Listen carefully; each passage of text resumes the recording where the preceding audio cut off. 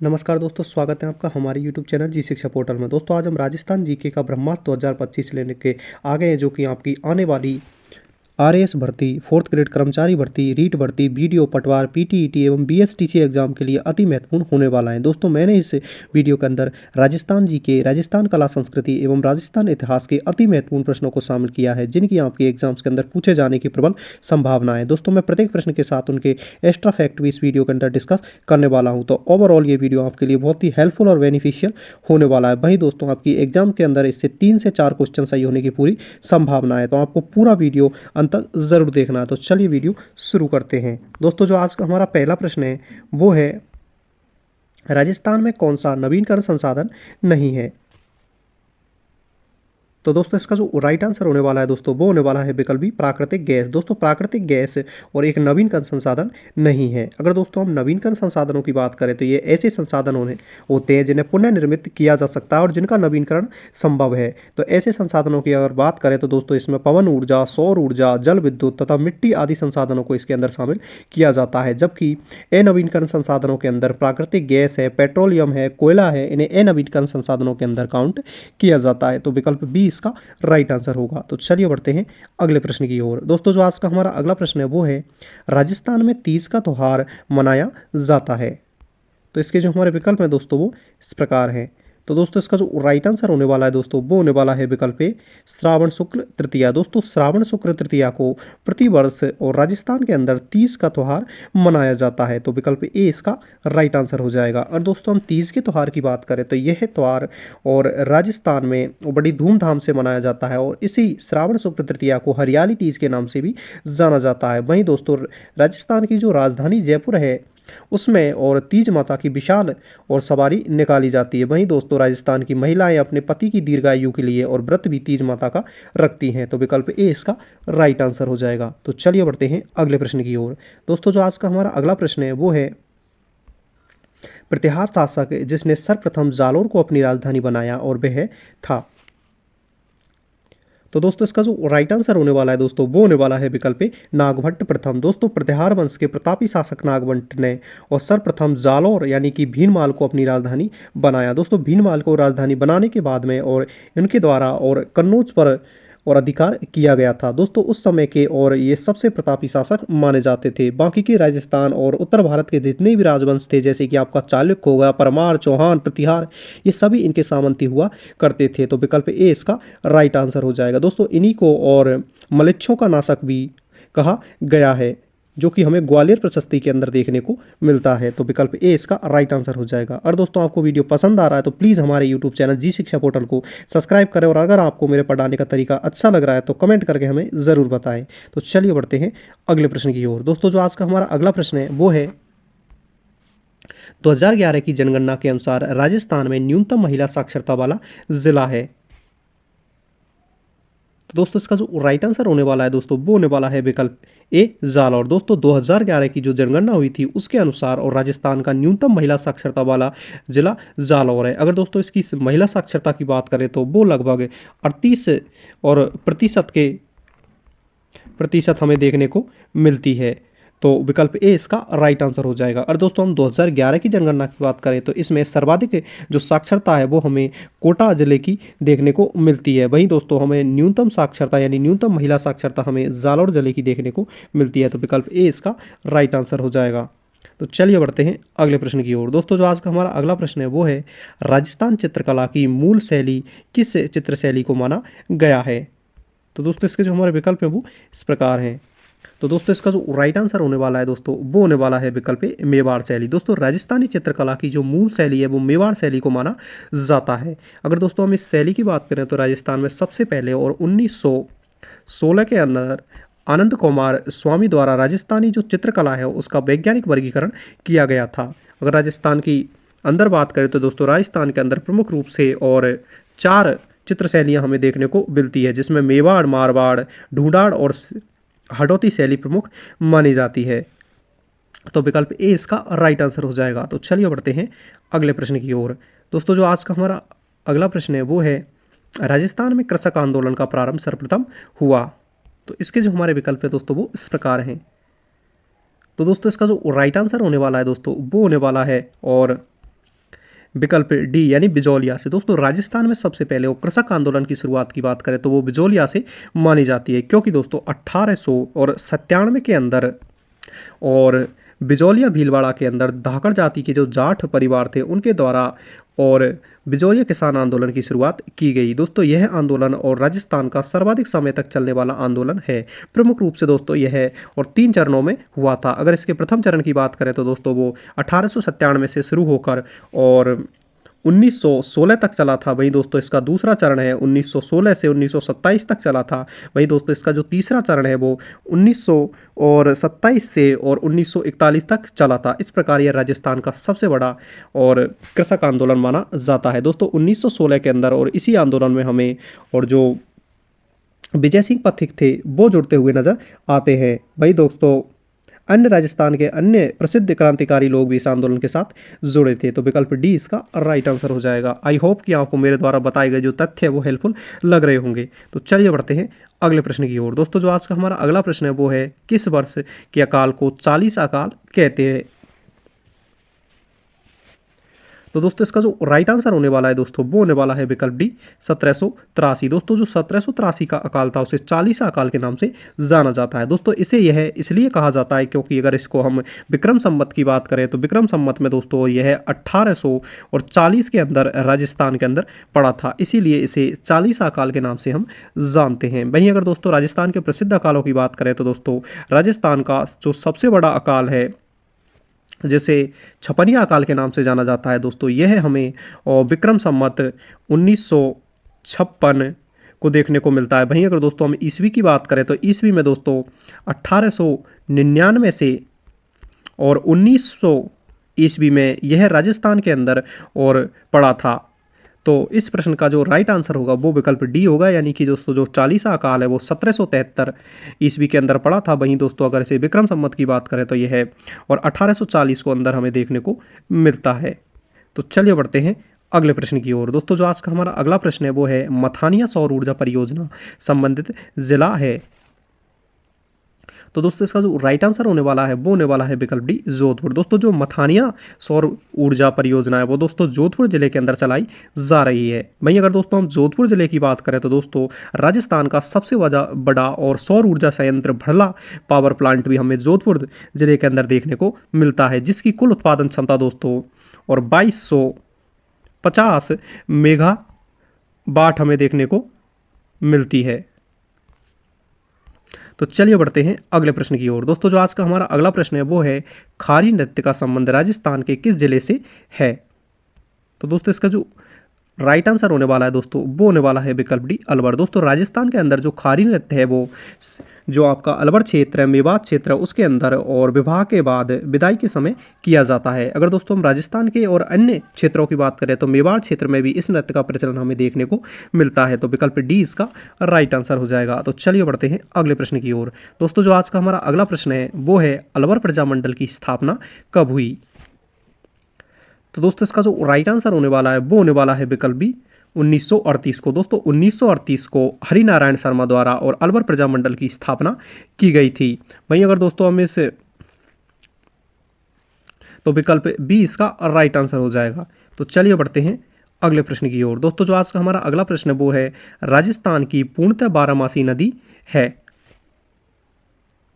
तो दोस्तों इसका जो राइट आंसर होने वाला है दोस्तों वो होने वाला है विकल्प सी चंबल नदी। दोस्तों चंबल नदी को राजस्थान की पूर्णतः यानी कि साल भर बहने वाली नदी यानी बारहमासी नदी के नाम से भी जाना जाता है। अगर दोस्तों अब हम बात करते हैं चंबल नदी की। दोस्तों मैं इस वीडियो के अंदर प्रत्येक प्रश्न के साथ जो उनके एक्स्ट्रा फैक्ट है वो भी डिस्कस कर रहा हूँ, तो वीडियो आपको अंत तक जरूर देखना है। अगर दोस्तों हम चंबल नदी की बात करें तो दोस्तों चंबल नदी जान पावा की पहाड़ियाँ महू मध्य प्रदेश से निकलती है, जो कि राजस्थान में और चित्तौड़गढ़ जिले से प्रवेश करती है। दोस्तों इस नदी पर और 4 बांध प्रमुख रूप से बनाए गए हैं, जिनकी अगर बात करें तो उनमें गांधी सागर, राणा प्रताप सागर, जवाहर सागर और कोटा बैराज बांध हमें प्रमुख देखने को मिलते हैं। वहीं अगर दोस्तों हम राजस्थान के अंदर बात करें तो राजस्थान में प्रमुख रूप से यह 6 जिलों के अंदर बहती है। वहीं दोस्तों राजस्थान और मध्य प्रदेश के मध्य और यह नदी 241 किलोमीटर की भारत की सबसे बड़ी अंतर्राज्यीय सीमा भी बनाती है।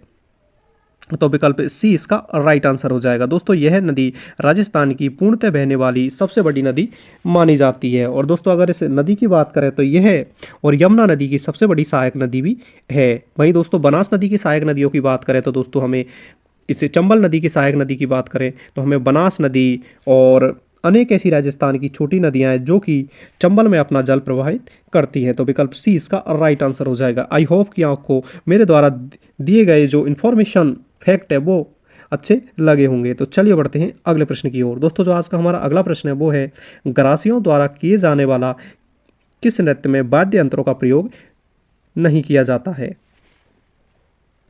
तो दोस्तों इसका जो राइट आंसर होने वाला है दोस्तों वो होने वाला है विकल्प ए बाल नृत्य। दोस्तों गरासिया जनजाति द्वारा और किए जाने वाले बाल नृत्य के अंदर और किसी भी वाद्य यंत्र का प्रयोग नहीं किया जाता है। अगर दोस्तों हम बाल नृत्य की बात करें तो यह दोस्तों गरासिया जनजाति द्वारा होली के और अवसर पर किए जाने वाला एक महत्वपूर्ण नृत्य है जिसके अंदर और किसी भी वाद्य यंत्र का प्रयोग नहीं किया जाता। इसीलिए दोस्तों इस नृत्य को गरासिया जनजाति की घूमर के नाम से भी जाना जाता है। अगर दोस्तों हम गरासिया जनजाति की बात करें तो गरासिया जनजाति हमें और सिरोही जिले का जो माउंट आबू का आसपास का क्षेत्र है वहां पर यह जनजाति हमें बहुतायत मात्रा में देखने को मिलती है। तो विकल्प ए इसका राइट आंसर हो जाएगा। अगर दोस्तों अन्य नृत्यों की बात करें तो दोस्तों गुल्ला नृत्य हमें और मेवाड़ क्षेत्र के अंदर देखने को मिलता है। वहीं दोस्तों और सकरिया और पनिहारी नृत्य कालबेलिया जनजाति द्वारा किए जाने वाले प्रमुख नृत्य हैं। तो दोस्तों अगर आपको वीडियो पसंद आ रहा तो प्लीज़ हमारे यूट्यूब चैनल जी शिक्षा पोर्टल को सब्सक्राइब करके वीडियो को लाइक करके और कमेंट करके हमें ज़रूर बताएं कि आपको वीडियो कैसा लग रहा है। दोस्तों जो आज का हमारा अगला प्रश्न है वो है निम्नलिखित में से कौन सा समूह राजस्थान की पर्वत चोटियों का उनकी ऊंचाई के अनुसार सही अवरोही क्रम होगा। दोस्तों इस प्रश्न के अंदर हमें और राजस्थान की जो अरावली पर्वतमाला है उसकी कुछ चोटियां दी गई हैं तो उन्हें हमें ऊंचाई के क्रम पर के आधार पर बढ़ते हुए क्रम में बताना है। तो दोस्तों इसका जो राइट आंसर होने वाला है दोस्तों वो होने वाला है विकल्प सी यानी कि शेर, जरगा, सज्जनगढ़ और तारागढ़। दोस्तों राजस्थान के अंदर इन चोटियों का क्रम इनकी ऊंचाई के आधार पर और अवरोही क्रम में होगा। जहां पर दोस्तों हमें जो शेर चोटी है उसकी ऊंचाई हमें दोस्तों 1500 और 79 मीटर देखने को मिलती है। वहीं दोस्तों जरगा पर्वत की जो ऊंचाई है वो हमें 1431 मीटर देखने को मिलती है। सज्जनगढ़ की ऊंचाई दोस्तों हमें 900 और 38 देखने को मिलती है। वहीं दोस्तों तारागढ़ की ऊंचाई हमें 773 मीटर देखने को 773 मीटर देखने को मिलती है। तो दोस्तों विकल्प सी इसका राइट आंसर हो जाएगा यानी ऊंचाई के आधार पर और चोटियों का क्रम शेर, जरगा, सज्जनगढ़ और तारागढ़ होगा। तो विकल्प सी इसका राइट आंसर है। तो चलिए बढ़ते हैं अगले प्रश्न की ओर। दोस्तों जो आज का हमारा अगला प्रश्न है वो है जनसंख्या की दृष्टि से सबसे बड़ा संभाग कौन सा है। तो दोस्तों इसका जो राइट आंसर होने वाला है वो होने वाला है विकल्प बी जयपुर। दोस्तों जनसंख्या की दृष्टि से जयपुर संभाग को राजस्थान का सबसे बड़ा संभाग माना जाता है। अगर दोस्तों हम जयपुर संभाग की बात करें तो राजस्थान की कुल आबादी का लगभग और 24% हिस्सा है दोस्तों वो हमें जयपुर संभाग के अंदर देखने को मिलता है। अगर दोस्तों हम जयपुर संभाग की बात करें तो दोस्तों जो एसटी कास्ट है यानी कि शेड्यूल कास्ट है उसकी सर्वाधिक आबादी भी हमें जयपुर जिले के अंदर देखने को मिलती है। वहीं दोस्तों और जयपुर संभाग के अंदर ही और घनत्व के मामले में सर्वाधिक घनत्व जयपुर संभाग के अंदर पाया जाता है। तो विकल्प बी इसका राइट आंसर हो जाएगा। तो चलिए बढ़ते हैं अगले प्रश्न की ओर। दोस्तों जो आज का हमारा अगला प्रश्न है वो है 30 मार्च 1949 में कितने राज्यों को मिलाकर बृहद राजस्थान का निर्माण किया गया। तो दोस्तों इसका जो राइट आंसर होने वाला है दोस्तों वो होने वाला है और विकल्प बी 4। दोस्तों 30 मार्च 1949 को और 4 राजस्थान की 4 रियासतों को मिलाकर और बृहद राजस्थान का गठन किया गया था। अगर दोस्तों हम इन 4 रियासतों की बात करें तो इसमें जैसलमेर, जोधपुर, जयपुर और बीकानेर रियासतें प्रमुख थी। तो विकल्प बी इसका राइट आंसर हो जाएगा। तो चलिए बढ़ते हैं अगले प्रश्न की ओर। दोस्तों जो आज का हमारा अगला प्रश्न है वो है राजा मानसिंह को फरजत एवं राजा की उपाधि किस मुगल शासक द्वारा दी गई थी। तो दोस्तों इसका जो राइट आंसर होने वाला है दोस्तों वो होने वाला है और विकल्प बी सम्राट अकबर। दोस्तों सम्राट अकबर द्वारा और भगवंत मान के पुत्र मान सिंह को फरजद यानी दंतक पुत्र और राजा की उपाधि सम्राट अकबर द्वारा दी गई थी। अगर दोस्तों हम मानसिंह की बात करें तो मानसिंह और जयपुर के कछवाहा वंश के एक प्रतापी शासक माने जाते हैं जो कि अकबरों के दरबार में रहा करते थे।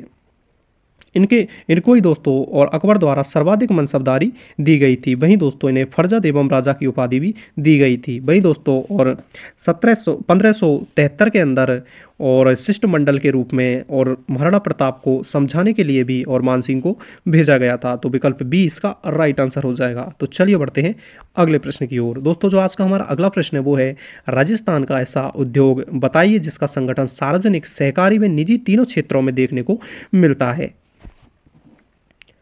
तो दोस्तों इसका जो राइट आंसर होने वाला है दोस्तों वो होने वाला है विकल्प ए, चीनी उद्योग। दोस्तों जो चीनी उद्योग है वो राजस्थान के अंदर हमें और सहकारी, निजी और सार्वजनिक तीनों क्षेत्रों के अंदर देखने को मिलता है। अगर दोस्तों हम राजस्थान के अंदर चीनी उद्योग की बात करें तो दोस्तों 1932 के अंदर चित्तौड़गढ़ के अंदर द मेवाड़ शुगर मिल्स की स्थापना की गई थी। वहीं दोस्तों इसके बाद में और केशोराय पाटन में दोस्तों हमें और 1965 के अंदर पहली सहकारी मिल भी चीनी की स्थापित की गई थी। वहीं दोस्तों राजस्थान के श्रीगंगानगर के अंदर भी और दोस्तों 1956 के अंदर हमें और निजी क्षेत्र की सहकारी मिल देखने को मिलती है। दोस्तों इस प्रकार दोस्तों और चीनी उद्योग तीनों क्षेत्रों में और राजस्थान के अंदर व्याप्त था। तो चलिए बढ़ते हैं अगले प्रश्न की ओर। दोस्तों जो आज का हमारा अगला प्रश्न है वो है, राजस्थान में किस ग्रंथ में लालदास संप्रदाय के उपदेश हैं। तो दोस्तों इसका जो राइट आंसर होने वाला है वो होने वाला है विकल्प बी, वाणी। दोस्तों जो लालदासी संप्रदाय के जो उपदेश है वो हमें और वाणी नामक ग्रंथ के अंदर देखने को मिलते हैं। तो चलिए बढ़ते हैं अगले प्रश्न की ओर। दोस्तों जो आज का हमारा अगला प्रश्न है वो है, सारंगपुर का युद्ध जो कि महाराणा कुंभा मालवा के महमूद खिलजी के मध्य कब हुआ। तो दोस्तों इसका जो राइट आंसर होने वाला है दोस्तों वो होने वाला है विकल्प ए, 1436 से 1437। दोस्तों 1436 से 1437 के मध्य में और सारंगपुर का जो प्रसिद्ध युद्ध है वो देखने को मिलता है। अगर दोस्तों हम इस युद्ध की बात करें तो दोस्तों इस युद्ध में और महाराणा कुंभा की विजय हुई थी। तो विकल्प ए इसका राइट आंसर हो जाएगा। अगर दोस्तों आपको वीडियो पसंद आ रहा है तो प्लीज़ हमारे यूट्यूब चैनल जी शिक्षा पोर्टल को सब्सक्राइब करके हमें सपोर्ट ज़रूर करें। मैं आपको विश्वास दिलाता हूँ कि इस चैनल द्वारा आपको कभी भी निराश नहीं किया जाएगा। अब दोस्तों आज का जो हमारा अगला प्रश्न है वो है, गरासिया समाज में मृतक व्यक्ति के स्मारक को क्या कहा जाता है।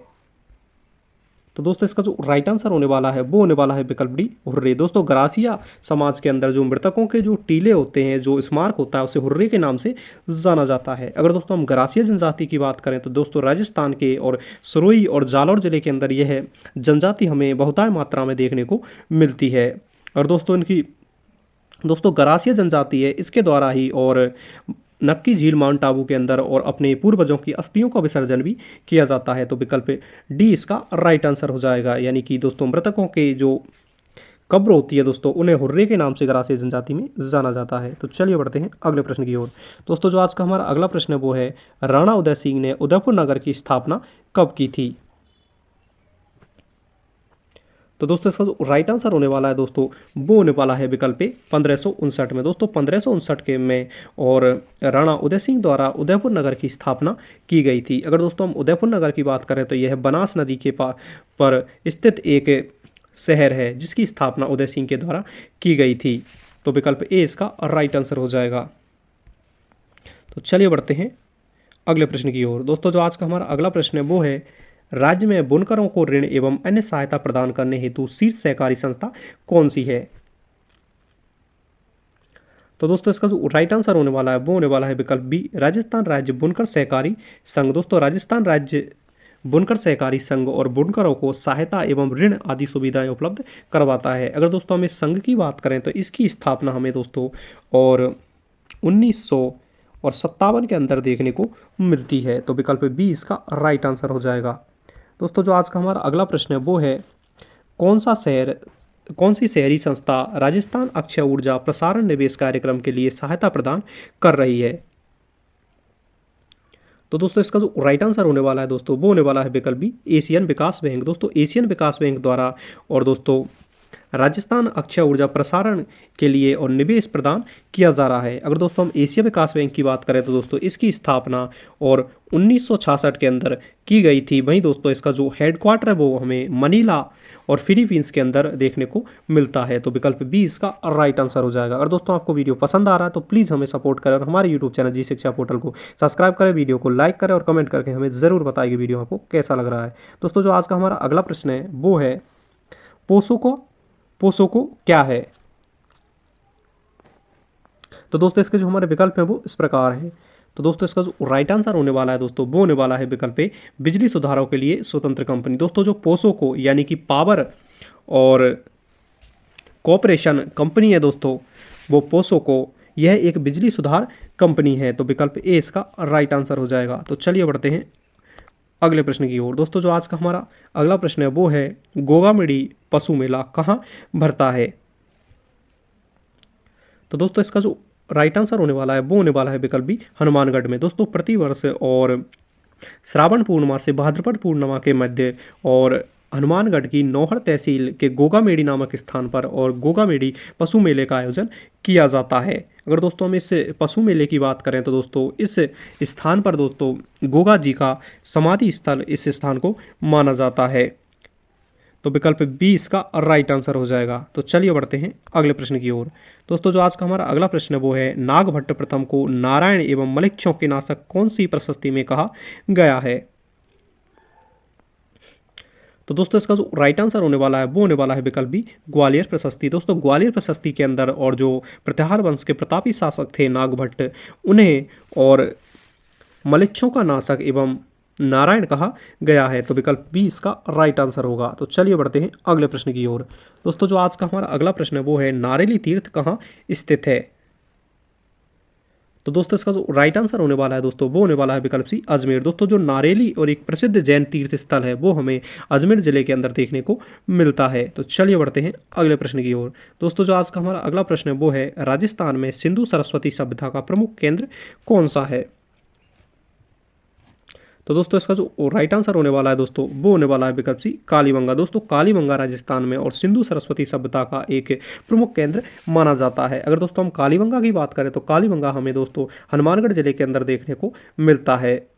वहीं दोस्तों इसकी खोज की बात करें तो 1952 के अंदर इसकी खोज अमलानंद घोष द्वारा की गई थी। वहीं दोस्तों इसका उत्खनन कार्य और 1961 के अंदर बीबी लाल और बी के थापर द्वारा किया गया। दोस्तों यह एक सैंधवकालीन सभ्यता है जो कि राजस्थान में हमें देखने को मिलती है। वहीं दोस्तों दशरथ शर्मा द्वारा इसे और जो सिंधु घाटी सभ्यता है उसकी तीसरी राजधानी भी कहा गया है। यहीं दोस्तों हमें और युगम के रूप में और कब्रें मिली है भाई दोस्तों, जुते हुए खेतों के निशान भी देखने को मिले हैं। तो विकल्प सी इसका राइट आंसर होगा। आई होप कि मेरे द्वारा बताए गए फैक्ट आपको हेल्पफुल लगे होंगे। तो चलिए बढ़ते हैं इस वीडियो के अंतिम प्रश्न की ओर। दोस्तों इस प्रकार हमने और राजस्थान जीके के अति महत्वपूर्ण प्रश्नों को डिस्कस किया जिनकी आपकी एग्जाम के अंदर पूछे जाने की प्रबल संभावना है। अगर दोस्तों आपको वीडियो पसंद आया तो प्लीज़ हमारे यूट्यूब चैनल जी शिक्षा पोर्टल को सब्सक्राइब करें, वीडियो को लाइक करें और कमेंट करके हमें ज़रूर बताइए आपको वीडियो कैसा लगा। ऐसी ही इन्फॉर्मेटिव वीडियो के लिए आज ही हमारे यूट्यूब चैनल जी शिक्षा पोर्टल को सब्सक्राइब करें और अपनी सफलता में और हमारे योगदान को सुनिश्चित करें। Thanks for watching.